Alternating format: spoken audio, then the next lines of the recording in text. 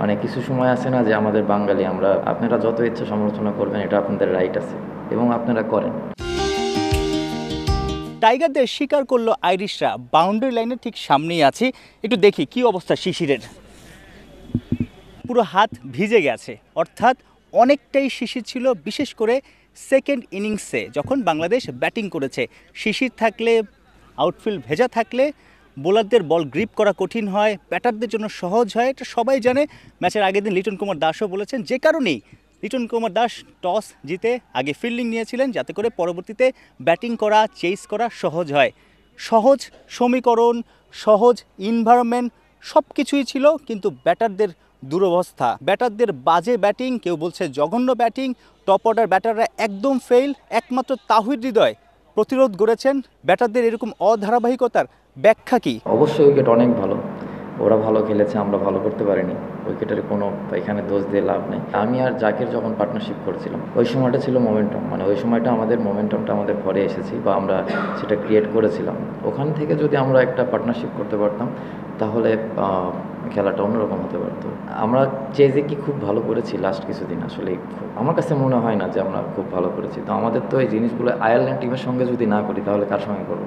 ক্রিজে পার্টনারের অভাবে ভুগেছেন তাওহিদ হৃদয়। প্রেস কনফারেন্সে প্রশ্ন উঠেছিল, বিপিএলে যেমন টপ অর্ডারে, ওপেনিংয়ে কিংবা ওয়ান ডাউনে হৃদয় ব্যাটিং করেন, বড় ইনিংস খেলার রেকর্ডও আছে তার, ন্যাশনাল টিমও কি এরকম কিছু চিন্তা করেন কিনা? যদি ওপেনিংয়ে বা ওয়ান ডাউনের সুযোগ পান, তার যে ক্যালিবার আছে সেখানে আসলে বড় ইনিংস খেলে দলে জয় অবদান রাখতে পারেন। হৃদয় কি ভাবছেন? আমার কাছে তো এরকম মনে হয়নি, কারণ ক্রিকেট খেলা তো শুধু আমার একার খেলা না। আমি ওখানে ওপরে ব্যাটিং করেছি, ওখানে ব্যাটিং করে এখানে ন্যাশনাল টিমে এসে মিডলে খেলছি। দেখেন, যেহেতু এটা টিম গেম, আমার ওপরে তো এই মুহূর্তে খেলার মতো আসলে কোনো জায়গা নেই।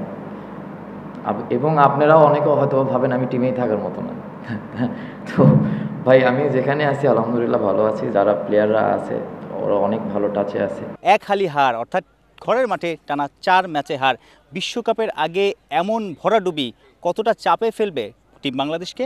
আমরা কখনো কেউ ভাবছি না যে টিম আমাদের ডাউন হয়ে গেছে। এটা টি-20 ফরম্যাটে আমরা তো টানা 4টা সিরিজ জিতেছি। 1টা 2টা সিরিজ বা 4টা 3টা ম্যাচ হতে পারে। টি-20 খেলাটা মোমেন্টামের খেলা। আমরা হারছি, আবার যখন দেখবেন যে নেক্সট ম্যাচ থেকে ইনশাল্লাহ যদি আমরা জেতা শুরু করি, তাহলে দেখবেন আবার কন্টিনিউ জিততে থাকবো ইনশাল্লাহ। ক্রিকেটে একটা কথা আছে, captain leading from the front. লিটনের বেলায় সেটা হচ্ছে না। ক্যাপ্টেন লিটন একদমই ব্যাট হাতে ফর্মহীনতায় ভুগছেন, অর্থাৎ তার ব্যাটের রান নেই।